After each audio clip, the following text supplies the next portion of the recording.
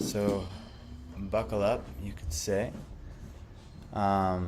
This is saying Mokshada Ekadashi is a very special Ekadashi in two regards. It's the all-auspicious day on which Lord Sri Krishna spoke the Srimad Bhagavad Gita. Ramapad Swami may have helped debunk this, actually. But, regardless, this is the folklore, at least. Spoke the Bhagavad Gita to Arjuna on the battlefield of Kurukshetra at the place known as Jyotish Tirtha. Anyone who gives a Bhagavad Gita away to a deserving person on this day is bestowed profuse blessings by Sri Krishna Bhagavan. So maybe in your travels today, if you are traveling today, if you can give a Bhagavad Gita, we have some sponsored Bhagavad Gitas. We had no problem facilitating that. So that'd be really nice. So the ancient history of Mokshada Ekadashi from the Brahmanda Purana. Now Yudhishthira Maharaj said, O Vishnu, master of all, delight of the three worlds, O Lord of the entire universe, O creator of the world, O oldest personality, O best of all beings, I offer my most respectful obeisances unto you. O Lord of lords, for the benefit of all living entities, kindly answer some questions that I have. What is the name of the Ekadashi that occurs during the light fortnight of the month of Margashirsha, which is generally between November and December, and removes all sins? How does one observe it properly, and which deity is worshipped on that holiest of days? Oh my Lord, please explain this to me in full. Just out of curiosity, what's the benefit of removing all sins?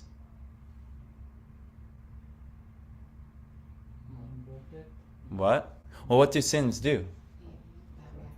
Yeah, all the sufferings and all the things that you don't like, it has to do, it's karma coming back from our sins. That's what it is.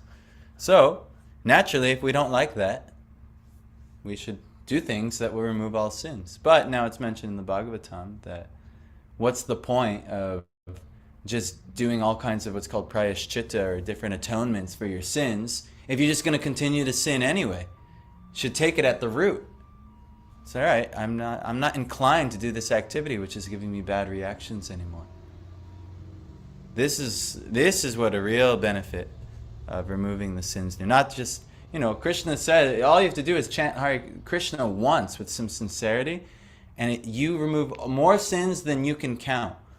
But if you think in your head, well, I could just chant Hare Krishna a few times, and I can do anything I want, then you commit the seventh nama aparad, right? We talked about this yesterday, sinning on the strength of the holy name. So anyway, this is one of the ways to clear off mountains of sins and purify yourself, is observing an Ekadashi.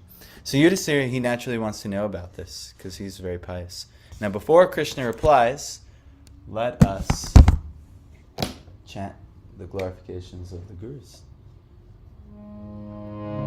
Om Jnanatimirandasya Jnananjana-shalakaya Chakshurun Militam Yena Tasmai Shri Gurave Namaha Shri Chaitanya Manobishtam Sthapitam Yena Bhutale Svayam Rupa Gadamayam Didati Svapadantikam Pandeham Shri Guru Shri Yuta Padakamalam Shri Guru Vaishnavamscha Shri Rupam Sagrajatam Sahagana Raghunath Advitam Tam Sajivam Sadvaitam Savadutam Parijana Sahitam Krishna Chaitanya Devam Shri Radha Krishna Padan Sahagana Lalita Shri Vishakhanvitamscha He Krishna Karuna Sindhu Dina Bandho Jagatpate Gopesha Gopika Kanta Radha Kanta Namostute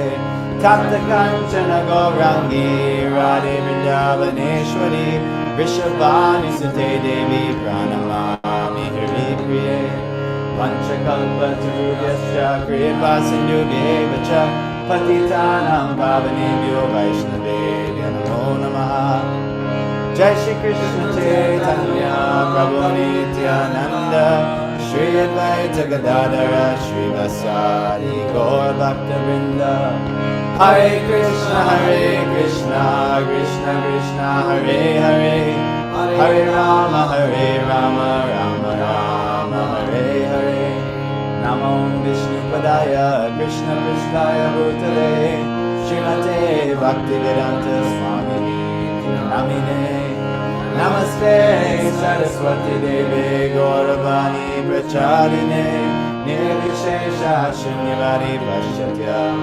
Deshatarine Jai.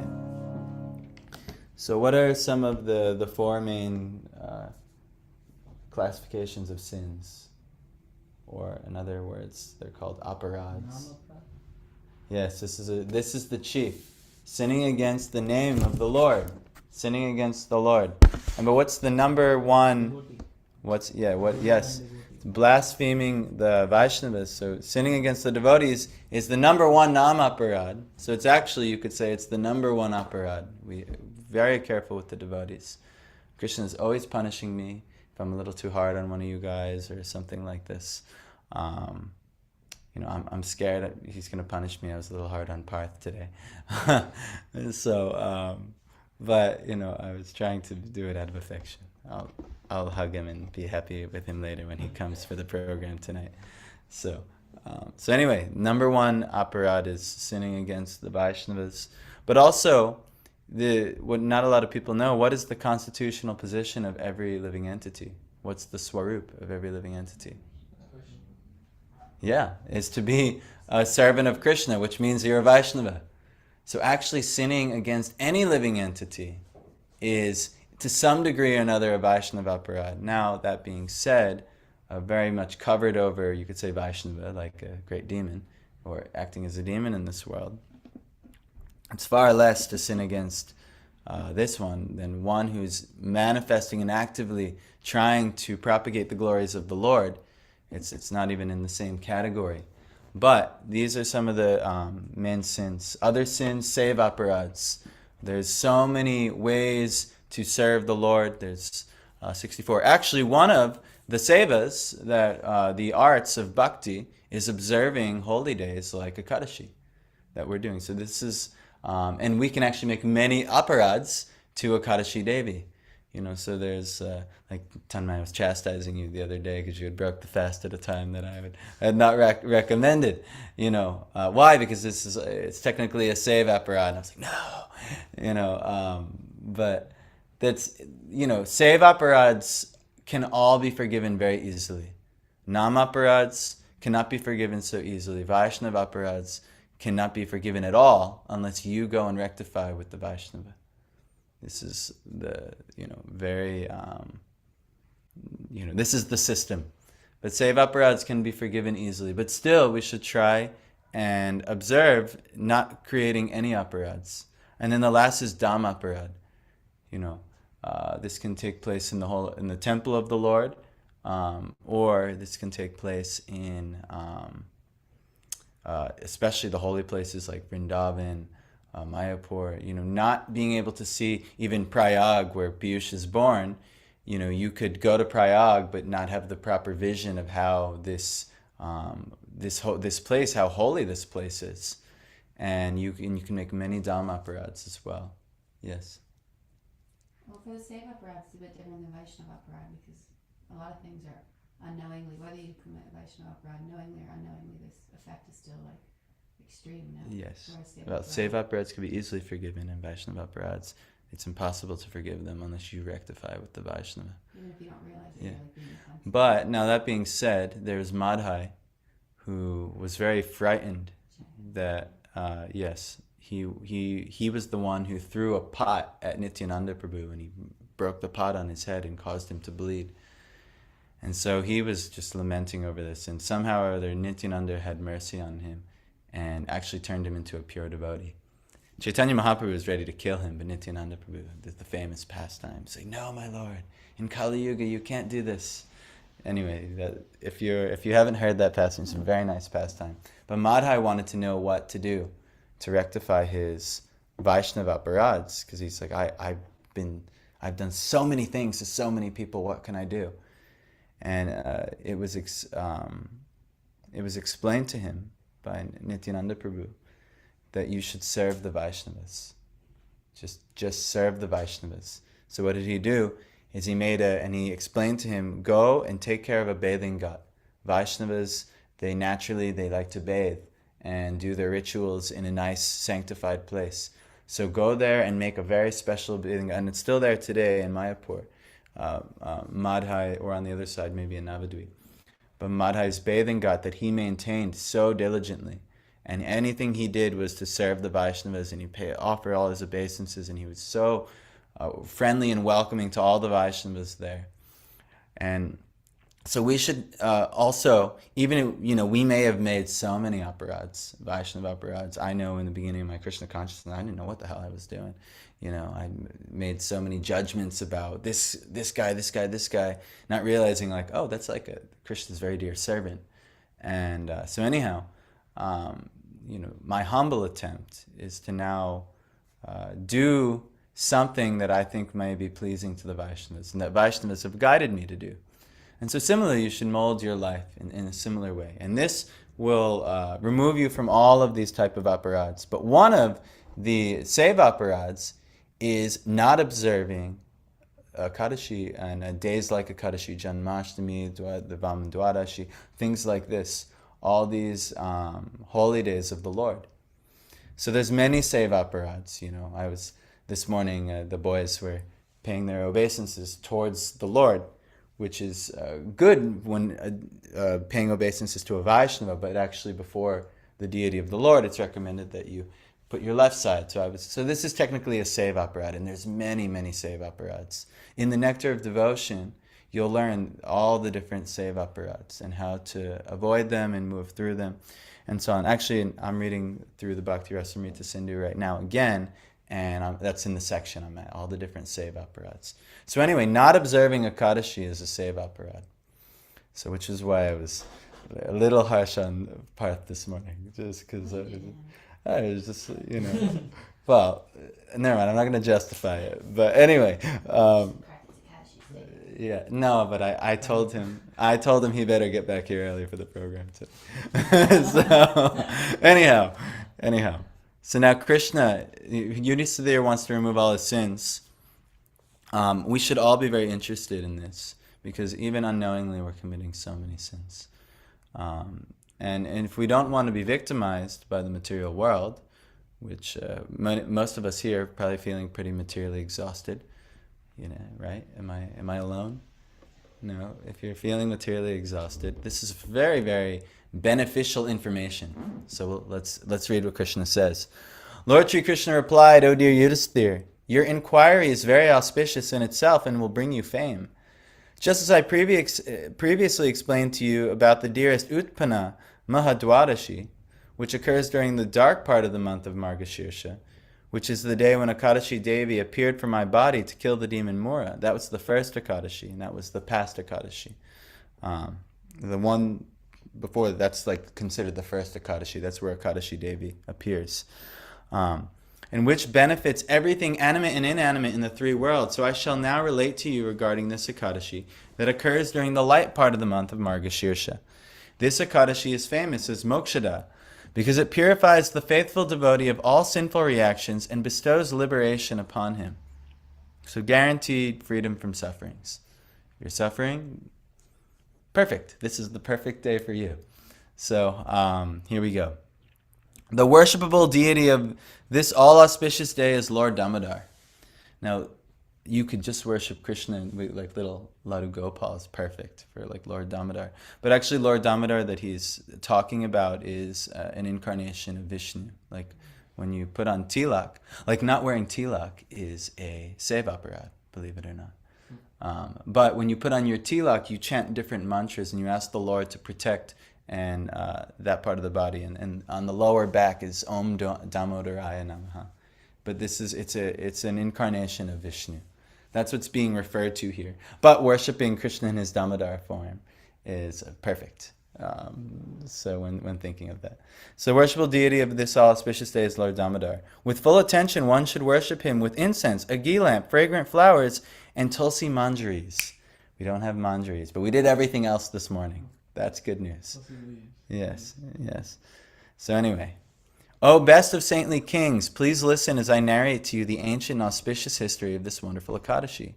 Simply by hearing this history, one can attain the merit earned by performing a horse sacrifice. So just by hearing what we're doing right now, an Ashvamedha Yagya is going to be bestowed upon you. So we should do this at the very least, we should just hear the katha, even if we can't follow anything for an Ekadashi. By the influence of this merit, one's forefathers, mothers, sons, and other relatives who have gone to hell can turn around and go to the heavenly kingdom. That's good news.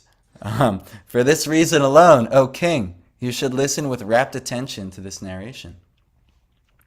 That's Krishna's recommendation. There was once a beautiful city named Champak Nagar, which was decorated with devoted Vaishnavas. There, the best of saintly kings, Maharaj Vaikhanasa, ruled over his subjects as if they were his very own dear sons and daughters. The Brahmins in that capital city were all expert in 4 kinds of Vedic knowledge. The king, while ruling properly, had a dream one night in which his father was seen to be suffering the pangs of hellish torture in one of the hellish planets ruled over by the Yamaraj. I don't know why they said by Yamaraj. The king was overwhelmed with compassion for his father and shed tears.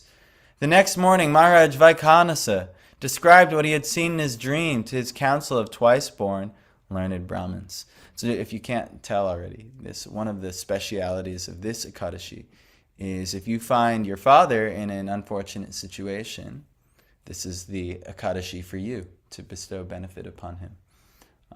So Michael, he's thinking, yes, my father missed the Ekadashi Katha today, so, this will be no problem. But, my father, I hope he's not watching, but he's living a life, I know he's suffering very intensely, the reactions of many things, I think, and so on, I'm sure we can all relate to some degree or another. So, O Brahmanas, the king addressed them in a dream last night.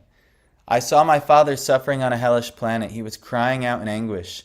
O son, please deliver me from this torment of this hellish condition. Now I have no peace in my mind, and even this beautiful kingdom has become unbearable to me. The king is speaking. Not even my horses, elephants, and chariots, and my vast wealth and my treasury, that formerly brought so much pleasure, gives me no pleasure at all. Everything, O best of the Brahmins, even my own wife and sons, have become a source of unhappiness, since I beheld my father suffering the tortures of that hellish condition so. Where can I go and what can I do, O Brahmins, to alleviate this misery? My body is burning with fear and sorrow. Please tell me what kind of charity, what mode of fasting, what austerity, or what deep meditation in service upon which deity I may have to perform to deliver my father from that agony and bestow upon liberation upon my forefathers. O best among the Brahmins, what is the use of one's being a powerful son if one's father must suffer on a hellish planet? Truly, such a son's life is utterly useless to him and to his forefathers. I think, what does putra mean? Son. But isn't putra... Pitra is father. Isn't putra mean like one who delivers the father? I believe something like that. To actually be called a son, that's one's duty. You have a duty to deliver your father. I think that's what I've heard before. I think Keshava Gopal told me that. But this is, so I'll put it on him if it's not correct. But it's actually, no, but it makes sense, The next generation has to clear out and previous generations. Yeah, you have a duty. Everyone is born with 4 duties, and you have a duty to your relatives. You have a duty to the demigods. You have a duty to the sages and the scriptures to follow them and learn them. And you have a duty to one more. Is it your community? What is it? What do you say? Demigods, forefathers. Yeah, demigods, forefathers. Relatives will include parents. Yeah. God. Krishna. Yeah, but that's counted in the that's considered counted in the demigods. Your duty to God completely, it completely supersedes that. So if you give out to, I think it's just like the world, the community. yeah, maybe the humankind. Yeah. Yeah. No, because this is just basic dharma. No, what we're talking about, Bhagavad Dharma actually transcends this altogether. And you actually don't have the same duties. Like, for instance, if you become a devotee, You're cleared. All of your duties to your relatives, all your duties to the demigods, all your duties to the sages, and all the duties to your land or nation. I think that's the last one, something like that. The Swami quotes does confirm the putra means that son is expected to deliver the forefathers from the hellish condition. Yes. From Srimad Bhagavatam. So when Prabhupada talks about like, Yes. if the son doesn't do that, then he's no good as like cow, Yeah. like pig stool or something. So yeah, this is the duty of a son, is to deliver one's forefathers. So this is a great time, to actually fulfill that aspect. Now, becoming a devotee automatically does that, but one of the sevas of a devotee is to observe Ekadashis, which automatically does that. So this is how you do it right now. So observe this Ekadashi, and your forefathers will get many blessings. I've seen, since I've been practicing as a devotee, how my father, and I'm very limited in what I'm doing, but I've seen my father making tons of advancement and friendly relations with the devotees. I think every one of you has had some type of friendly exchange with my father in this room. And maybe my wife's thinking maybe some of the other aspects that are also there still. But anyhow, Friendly kisses. my dad loves to give her kisses. So anyhow, And back massage. oh, jeez. It's much better now. It's much better. Yes, we're live, by the way, Yeah. on two platforms. So anyhow, no problem. But this is actually this is how you deliver your forefathers, and this Ekadashi is especially special for that. So it says, truly such a son's life is utterly useless to him and to his forefathers if we don't take this duty to deliver our forefathers. So here you go. This is how you do it. The twice-born Brahmins replied, O king, in the mountainous forest, not far from here, is the ashram, where a great saint, Parvata Muni, resides. Parvata is a great sage. He's a friend of Narad Muni. And we talked about Mrgari the hunter. Parvata was the friend who was observing that with Narada Muni. Anyhow, the ashram was indeed very big and housed many learned sages, expert in chanting the sacred hymns of the four Vedas, the Rig, the Yajur, the Sama, and the Atharva. Approaching the holy ashram, the king beheld Parvata Muni, seated among the assembly of sages adorned with hundreds of tilaks from all the authorized sampradayas, like another Brahma or Vyas. Maharaj Vaikanasa offered his humble obeisances to the Muni, bowing his head and then prostrating his entire body before him. After the king had seated himself among the assembly, Parvata Muni asked him about the welfare of the 7 limbs of his extensive kingdom. You'll learn a little bit about what the 7 limbs are. How are his ministers, his treasury, his military forces, his allies, the Brahmins, the sacrificial offerings performed, and the needs of his subjects. So these are the 7 limbs of a kingdom. The Muni also asked him if his kingdom was free of troubles, and whether everyone was peaceful, happy, and satisfied. To these enquiries, the king replied, By your mercy, O glorious and great sage, all 7 limbs of my kingdom are doing very well. Yet there is a problem that has recently arisen, and to solve it I have come to you, O Brahmin, for your expert help and guidance. Then Parvata Muni, the best of all sages, closed his eyes and meditated on the king's past, present, and future. After a few moments he opened his eyes and said, Your father is suffering the results of committing a great sin, and I have discovered what it is. In his previous life he quarreled with his wife and forcibly enjoyed her sexually during her menstrual period.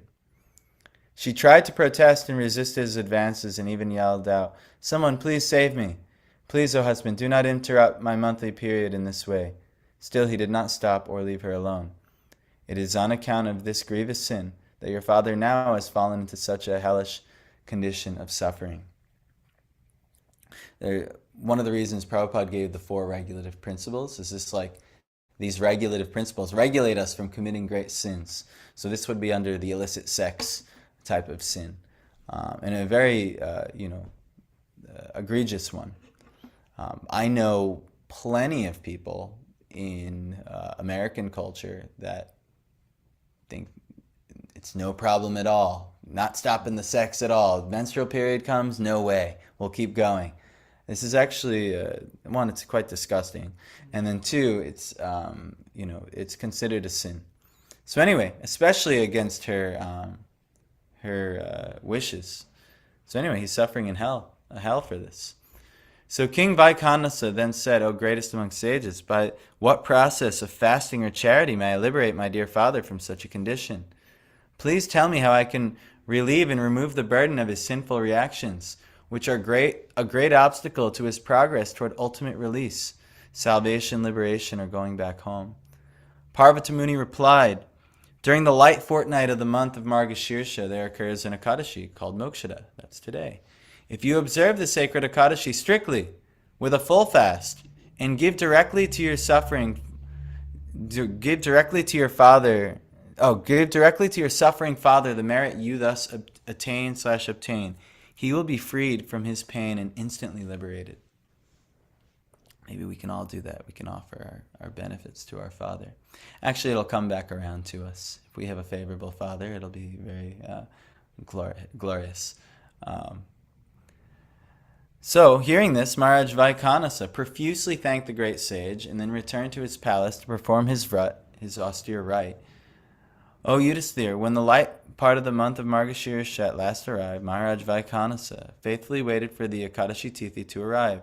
He then perfectly and with full faith observed the Ekadashi fast with his wife, children, and other relatives. He dutifully gave the merit from this fast to his father, and as he made the offering, beautiful flower petals showered down from the devas who peered out from behind the clouds in the sky. The king's father was then praised by the messengers of the demigods, devas, and escorted to the celestial region. As he passed his son, as he traversed the lower to middle to the higher planets, the father said to the king, My dear son, all auspiciousness unto you. At last he reached the heavenly realm, from where he can again, with his newly acquired merit, perform devotional service to Krishna or Vishnu, and in due course return back to home, back to Godhead. O son of Pandu, whosoever strictly observes the sacred Mokshada Ekadashi, following the established rules and regulations, achieves full and perfect liberation after death. There is no better fasting day than this Ekadashi of the light fortnight of the month of Margashirsha. O Yudhishthira, for it is a crystal clear and sinless day. Whoever faithfully observes this Ekadashi fast, which is like a chintamani, a gem that yields all desires, obtains special merit that is very hard to calculate. For this day can elevate one from hellish life to the heavenly planets, and for one who observes Ekadashi for his own spiritual benefit, this elevates one to go back to Godhead, never to return to this material world. So thus ends the narration of the glories of Margashirsha Shukla Ekadashi, or Mokshada Ekadashi, from the Brahmanda Purana. So that's today. It was talked about observing it strictly. What does that mean? They mentioned a full fast is recommended. Now, there's a way to observe it where you don't accrue sins. The other paradigm is that and unfortunately this is the case, most people don't give very much, even in the devotee world, even though it is a seva aparad to do so, they don't give so much emphasis on following Ekadashi. So at the very least, Prabhupada had recommended don't eat grains and beans. And the always forbidden items, definitely don't take them, like caffeine, meat, fish, onion, garlic, anything like that. Especially on this day, don't take these things. What's that? Outside food. You should eat only prasadam on this day if you're going to eat. But anyway, there's a way to observe it strictly. I tried to tell you guys some of these things, and you might look at me like I have a few heads or something. But I'm trying to potentially, it'll be hard to calculate how much benefit you do just by observing this thing. So the devotee, we're trying to give people benefit. So what do we do? It's good. It's a great day to engage in more devotional activity. It's great we have a program tonight so we can come and actually, share the holy names with people. Some things strictly you should do. You shouldn't do worldly activities on this day. Now, if you have to maintain your life by, say, going to work and you can't get out of it or whatever reason, which is most people, like Parth, obviously he was in distress that he had something he had to do today. No problem. But you should give every endeavor you can to Krishna on this day. You can't even calculate how much more benefit you get. And this is just an Ekadashi. Now, Ekadashis are so much mountains of benefit come, but it's crazy if you observe a Janmashtami or even Kartik Vrat, which we just came out of. So these are very recommended activities. Yeah, and Nectar Devotion, it kind of pairs like Janmashtami and festival days with Ekadashi in terms of like the... Yes, yeah, it's paired, but actually Kartik Vrat's its own save. And it's an aparad, a save aparad, to not observe Kartik Vrat. So we all just came out of Kartik. We did the lamps every night. We did so much with Kartik. So anyhow, you'll just get this. Before I had really any other practice in my life, I was really attracted to this Ekadashi. Because I'm someone who likes a good deal. You know, if you know me, I like a good deal. Like, I go to the car parts store, and I'll check, what the competitors' prices are and stuff, and I'm like, hey, you should give it to me for that price, and I'm a good haggler. I just our attorney, he kind of glorified. He's like, oh, I like the haggle. He could tell I worked him down, but not to a point where he's like still unwilling to do it. He's like, all right. Let's go for it. Thank God he took it, because I would have had to have accepted anyway. I'm someone who likes a good deal. It's just my nature. Like, to do business is my bodily nature in this life. Just what it is. Freed from all sins? What? Yeah. So to do so little, to get freed from all sins and get all of the material benedictions that you could ever want and spiritual benedictions that you could ever want, just seems to me it's like a good deal. So instead of, I could do so many hard works and things like that, but all I got to do is just fast on this one day every 2 weeks. It's a no-brainer. That's a good deal, So like Kartik Vrat, good deal. Janmashtami, it's a good deal. So I do these things. So for me, when you read these things, and if you have faith in the Shastras, now if you don't have faith in the Shastras, that's a whole nother thing. Then what's the point, But if you have faith in the Shastras, if you have faith in Krishna and his teachings and what he's claiming, and I've seen a lot of confirmation which has strengthened my faith over the years, you realize it's just a really good deal. So Ekadashi is just like every 2 weeks you get a great deal on life, so take the good deal. So, if you fast, anything you do for Krishna today extra is going to go so much farther than normal. So take the deal. It's a good deal. Take it. Chant more rounds today. Read more books today. Try to understand Krishna. Serve the Vaishnavas today on a more, it's great fortune. We have a program. We can feed people prasadam. We can share with them the holy name and music accompaniment. Maybe we'll do another arti tonight. It's maybe possible. It probably may not be possible depending on who's here. But anyway, it's a good deal. So just take the deal, and your father will be very happy. He will have no idea, especially if your father's still living. He'll have no idea because he's not suffering for anything yet.